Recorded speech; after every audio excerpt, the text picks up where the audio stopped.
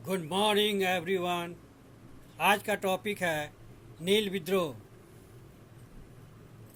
मोपला आंदोलन को अपवाद में रखा जाए तो सबसे अधिक उग्र और विस्तृत किसान आंदोलन 1859-60 का नील आंदोलन था। शोषण के खिलाफ किसानों की यह सीधी लड़ाई थी। यह विद्रोह नील उत्पादकों के अत्याचार तथा अमानवीय व्यवहार के कारण प्रारंभ हुआ। दरअसल नील का उपयोग रंग बनाने में किया जाता था तथा इसकी यूरोपीय देशों में भारी मांग थी। यह ईस्ट इंडिया कंपनी का प्रमुख व्यापारिक माल था। नील उत्पादन के क्षेत्र में अधिकतर यूरोपीय लोग जुड़े थे। उन्होंने रैयतों को इस बात के लिए दबाव डाला कि वे अपने खेत के कुछ अच्छे हिस्सों में अनिवार्य रूप से नील की खेती करें, जिससे नील का अबाध आपूर्ति सुनिश्चित हो सके। परंतु नील के बागान मालिक इन कृषकों को उचित पारिश्रमिक नहीं देते थे। किसानों के शोषण के लिए नील उत्पादक मामूली सी रकम अग्रिम करार लिखवा कर देते थे। इस करार में धोखे से नील की ऐसी कीमत दर्ज करा दी जाती थी जो बाजार भाव से काफ़ी कम होती थी। इतना ही नहीं, किसानों को कम कीमत पर भी पैसा नहीं दिया जाता था और प्रायः उन्हें ठग लिया जाता था। नील उत्पादकों के नुमाइंदे भी किसानों से नियमित रूप से रिश्वत लेते थे। करार के वक्त जो पैसा किसानों को अग्रिम दिया जाता था, उसे अगर किसान वापस भी लौटाना चाहता था तो उसे ऐसा नहीं करने दिया जाता था।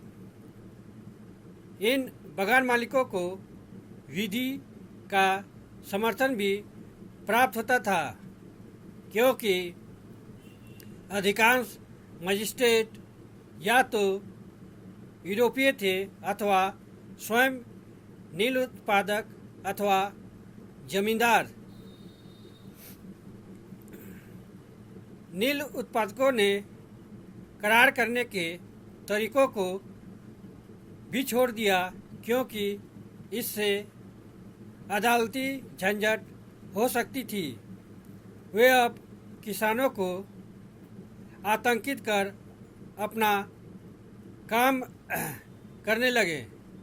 वे अपने लठैतों द्वारा किसानों का अपहरण कर, उनकी पिटाई कर अथवा उनके परिवार को परेशान कर उन्हें नील उगाने को मजबूर करने लगे।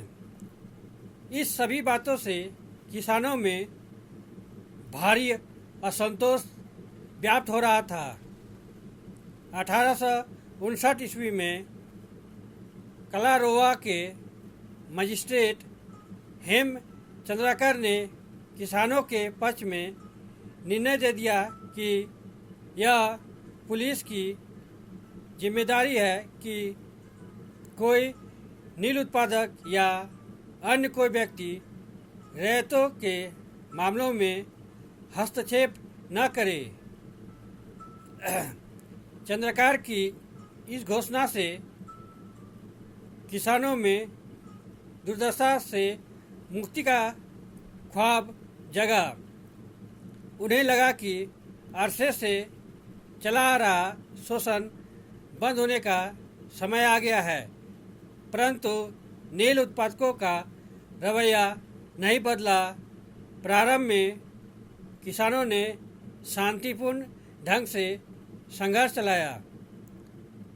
अधिकारियों के पास अर्जियां भेजी गई तथा प्रदर्शन किए गए, परंतु इसमें सफलता नहीं मिलने पर किसानों ने विद्रोहात्मक रवैया अपना लिया।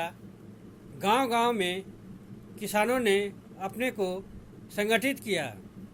जैसे ही नीलों के आदमी गांव में आते, किसानों के हथियारबंद दस्ते उन्हें वहां से खदेड़ देते। एक किसान दूसरे किसान की जमीन नीलामी में नहीं खरीदता और उसके विरुद्ध हुए मुकदमे में गवाही भी नहीं देता।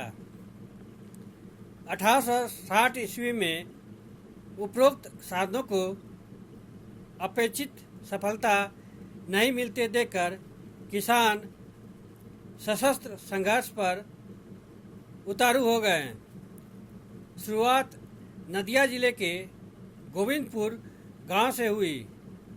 एक नील उत्पादक के दो भूतपूर्व कर्मचारी दिगंबर और विष्णु विश्वास तथा मालदा के रफीक मंडल के नेतृत्व में वहाँ के किसान एकजुट हुए तथा नील के खेती बंद कर दी। जल्द ही यह विद्रोह अन्य जगहों पर भी फैल गया तथा किसानों ने अग्रिम राशि लेने, करार करने आदि से मना कर दिया। इसके जवाब में नील उत्पादकों ने अपने लठेतों के माध्यम से कार्रवाई की, परंतु किसानों की एकजुटता के आगे उनकी एक न चली। कई बार तो संघर्ष रोकने या आंदोलनकारी नेताओं को गिरफ्तार करने गई पुलिस पर भी ग्रामीणों ने हमला किया। इस दौरान कई पुलिस चौकियों पर भी हमला किया गया। नील उत्पादकों ने किसानों को धमकी दी कि वे अपने जमींदारी अधिकारों का इस्तेमाल कर वे विद्रोही किसानों से जमीन छीन लेंगे या उसका लगान बढ़ा देंगे। इसके जवाब में किसानों ने लगान चुकाना ही बंद कर दिया। अब तक रैयतों ने अधिकारों के लिए कानूनी ढंग से लड़ना भी सीख लिया था। अपने खिलाफ दायर किए गए मुकदमा लड़ने के लिए उन्होंने पैसे जुटाए तथा उत्पादकों के खिलाफ मुकदमे भी उन्होंने दायर किए। उत्पादकों के सहायकों का सामाजिक बहिष्कार भी प्रारंभ किया गया। किसानों के एकजुट प्रतिरोध को नील उत्पादकों के लिए झेलना मुश्किल था, अतः धीरे धीरे उन्होंने नील कारखाने बंद करने शुरू कर दिए। 1860 तक बंगाल में नील की खेती बंद हो गई। दीनबंधु मित्र ने नील दर्पण में किसानों की इसी विजय गाथा का वर्णन किया है। नील नील आंदोलन की सफलता का सबसे बड़ा कारण यह रहा कि रैयतों ने पूरे अनुशासन, एकजुटता, संगठन एवं सहयोग के बल पर यह लड़ाई लड़ी थी। आंदोलन के नेतृत्व एवं भागीदारी के सभी स्तरों पर हिंदू मुस्लिम एकता अक्षुण्ण रही। इस आंदोलन को थोड़ी अच्छी आर्थिक स्थिति वाले रैयतों का भी सहयोग मिला। कुछ मामलों में तो छोटे जमींदारों, महाजनों एवं नील उत्पादक के भूतपूर्व कर्मचारियों ने भी आंदोलन का नेतृत्व किया। नील आंदोलन को बंगाल के बुद्धिजीवियों का भी सहयोग मिला। अखबारों में लेख लिखकर, जनसभाएं आयोजित कर तथा किसानों के समर्थन में ज्ञापन जारी कर बुद्धिजीवियों ने इस संघर्ष के समर्थन में माहौल बनाया। इनके अलावा मिशनरियों ने भी नील आंदोलन के समर्थन में सक्रिय भूमिका निभाई।